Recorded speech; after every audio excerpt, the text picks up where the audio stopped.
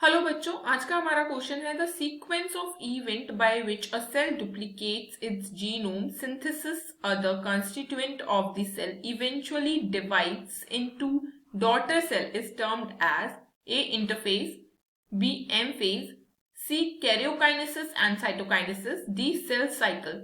तो यहाँ ये पूछ रहा है कि उसको हम क्या कहते हैं जो सारे सीक्वेंसेस होते हैं जिसमें सेल डिवाइड करता है, सेल डुप्लीकेट करता है, सिंथेसिस होती है और वो डिवाइड करता है। यानी कि यहाँ सिर्फ इंटरफेस की बात नहीं हो रही है, यहाँ पूरी सेल साइकिल की बात हो रही है। ठीक, अब सेल साइकिल की कैसे बात हो रही है? सेल साइकिल जो हमारा होता है उसमें क्या होता है, उसमें हमारा एक G1 फेज होता है। ठीक, इसके बाद आता है हमारा S फेज और इसके बाद हमारा आता है G2 फेज और फिर G2 फेज के बाद हमारा आता है M फेज। यहाँ G1 फेज में जो होती है वो ग्रोथ होती है पूरी। ठीक, अब इसके बाद ग्रोथ के बाद सिंथेसिस फेज होता है, तो ये यहाँ पे डीएनए की सिंथेसिस होती है। अब यहाँ किस चीज की सिंथेसिस हो रही है? यहाँ डीएनए की सिंथेसिस हो रही है। जैसे कि जो डीएनए मॉलिक्यूल है अगर वो 2C में प्रेजेंट है तो वो कितना हो जाएगा? वो 4C हो जाएगा, डबल हो जाएगा, रेप्लीकेट कर जाएगा। ठीक, इसी तरीके से G2 फेज में क्या होता है? G2 फेज में क्रॉस चेक होता है हमारा पूरा, और क्या होता है कि कहीं कोई एरर तो नहीं रह गया। यहाँ जब रेप्लिकेशन हुआ तो किसी तरीके का कोई एरर रह गया हो तो वो सब G2 में चेक हो जाता है। नेक्स्ट एम फेज में हमारा आता है प्रोफेज, मेटाफेज, एनाफेज, टीलोफेज और साइटोकाइनेसिस।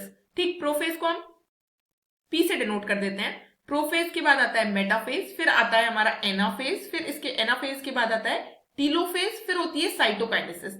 साइटोकाइनेसिस का मतलब होता है कि डिवीजन हो रहा है। किसमें हो रहा है? सेल में डिवीजन हो रहा है। और वहीं कैरियोकाइनेसिस की बात करते हैं तो न्यूक्लियस में, क्योंकि कैरियो का मतलब यहाँ पे होता है न्यूक्लियस से, यानी कि जो न्यूक्लियस है वो क्या हो जाएगा? डिवाइड हो जाएगा। और साइटोकाइनेसिस में क्या होगा? जो सेल होगा वो डिवाइड हो जाएगा दो में। मतलब एक सेल था, पूरी प्रोसेस होने के बाद अब वो दो सेल में क्या हो गया? डिवाइड हो गया।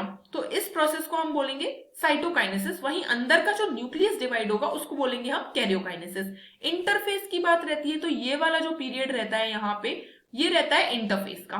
ठीक, नेक्स्ट एम फेज की बात करते हैं। ये पूरा हमारा एम फेज कहलाता है जिसमें प्रोफेज, मेटाफेज, एनाफेज, टीलोफेज और साइटोकाइनेसिस होती है।